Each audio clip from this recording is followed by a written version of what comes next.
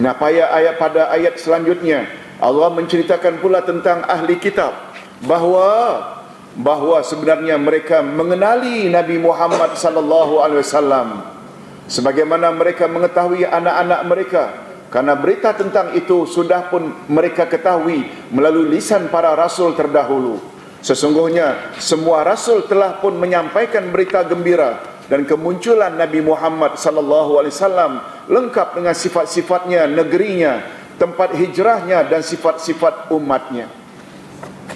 Hadirin dan hadirat, sebenarnya antara ahli kitab dengan musyrikin, yang mana satu dari dua itu yang tertunggu-tunggu kemunculan rasul terakhir? Ahli kitab. Apa sebab? Karena mereka sudah ada maklumat sebelumnya melalui rasul-rasul dan kitab-kitab mereka. Itu sebabnya pada ayat ini dikatakan, alladzina atainahumul kitaba ya'rifunahu kama ya'rifuna abna'ahum alladzina khasiru anfusahum fahum la yu'minun. Orang-orang yang telah kami berikan kitab kepadanya, mereka mengenalnya Muhammad seperti mereka mengenal anak-anaknya sendiri. Orang-orang yang merugikan dirinya, mereka itu tidak beriman kepada Allah. Hadirin dan hadirat, Imam Al-Maraghi berkata, maksud ayat ialah orang-orang Yahudi dan Nasrani sungguh mengetahui bahawa Nabi Muhammad sallallahu alaihi wasallam yang buta huruf itu adalah rasul yang terakhir. Mereka tahu sebagaimana mereka mengetahui anak-anak mereka sendiri, sebab sifat rasul terakhir sudah termaktub di dalam kitab mereka dengan sangat nyata dan tidak sedikit pun diragukan lagi. Itu sebabnya yang tertunggu-tunggu kerasulan rasul terakhir adalah ahli kitab, bukan musyrikin. Sebab musyrikin tidak ada kitab dari langit, juga tidak ada nabi atau rasul yang diutus. Selanjutnya Allah mengatakan bahawa sebab keingkaran ahli kitab terhadap kerasulan Nabi Muhammad sallallahu alaihi wasallam adalah sama betul sebagaimana sebab keingkaran kaum musyrikin Mekah, yaitu setelah nyata bukti-buktinya, bahkan mereka telah mengingkari perkara yang lebih nyata daripada kerasulan, yaitu tentang keesaan Allah Subhanahu wa taala. Jadi ahli kitab, begitu juga musyrikin, mereka bukan saja mengingkari Nabi Muhammad sallallahu alaihi wasallam, malah mereka juga telah mengingkari yang lebih nyata daripada itu. Apa dia? Apa dia? Ketauhidan.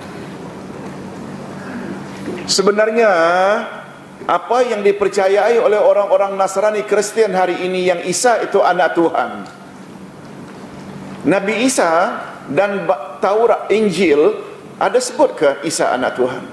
Nah, betul tak? Setuju tak Ustaz katakan Isa pun bawa tauhid, yang perlu disembah hanya Allah sahaja? Musa juga bawa tak ajaran tauhid, hanya Allah saja yang berhak disembah? Jadi keingkaran mereka bukan hanya terhadap kerasulan Nabi Muhammad sallallahu alaihi wasallam. Berita tentang sifat Nabi Muhammad, di negeri mana dia akan diutus, kiblat apa yang dia akan dijadikan sebagai arah ketika beribadat, semua tertera di dalam Taurat dan Injil.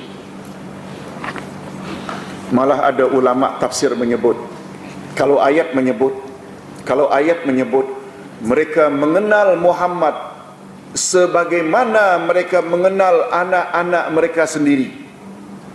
Ada tak tadi ayat? Ya'rifunahu kama ya'rifuna abna'ahum. Mereka mengenal Muhammad macam mereka mengenal anak-anak mereka sendiri. Komen ulama tafsir,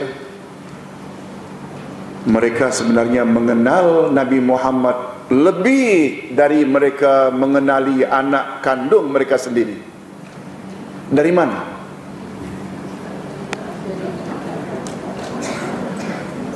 Tentang Nabi Muhammad Rasul terakhir, ada tak penyaksian daripada Allah? Ada tak? Dan Allah tak pernah berbohong dan dusta. Maknanya kerasulan Nabi Muhammad sebagai rasul terakhir confirm tak? Padahal anak mereka tak confirm. Dia kata anak dia, ada kemungkinan tak ketika suaminya overseas atau outstation, isterinya bersama lelaki lain akhirnya hamil? Ada kemungkinan tak? Kita tak menuduh, tapi ada kemungkinan tak? Muhammad sebagai rasul Allah yang kata. Keyakinan akan Muhammad rasul terakhir confirm. Anak, betul kita kata anak kita.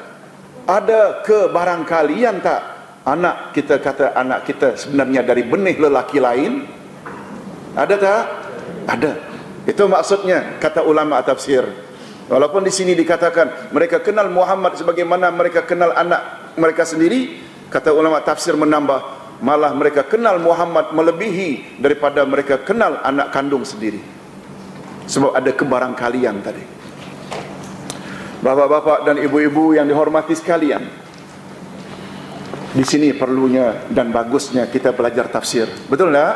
Bila kita belajar tafsir, kita dapat belajar sesuatu yang pasti dan confirm.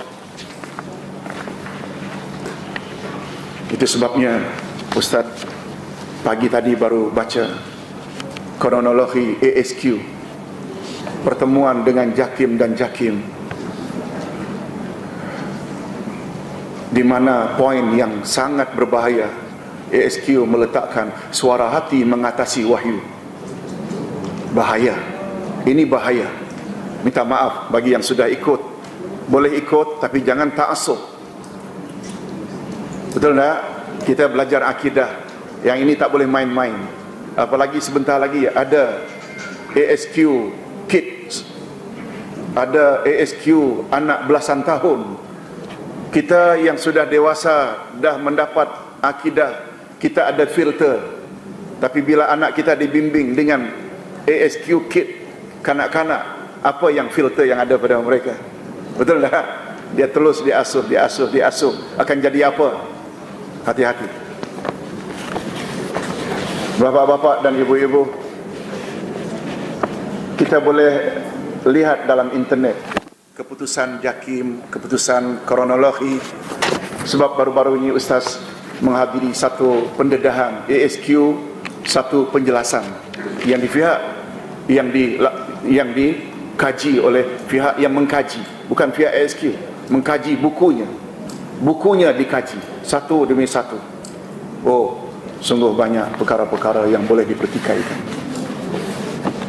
Bapak-bapak dan ibu-ibu yang dihormati sekalian, namun demikian Ustaz tidak ada otoriti untuk itu. Kita tunggulah. Cuma Ustaz setuju dengan kata-kata Profesor Fauzi Naim dari UKM sebagai salah satu ahli panel pengkaji akidah Jakim. Kata beliau, jika sesuatu sudah dipertikaikan, bukankah lebih baik di-stopkan dahulu sebagaimana dilakukan terhadap ajaran-ajaran sesat yang lain?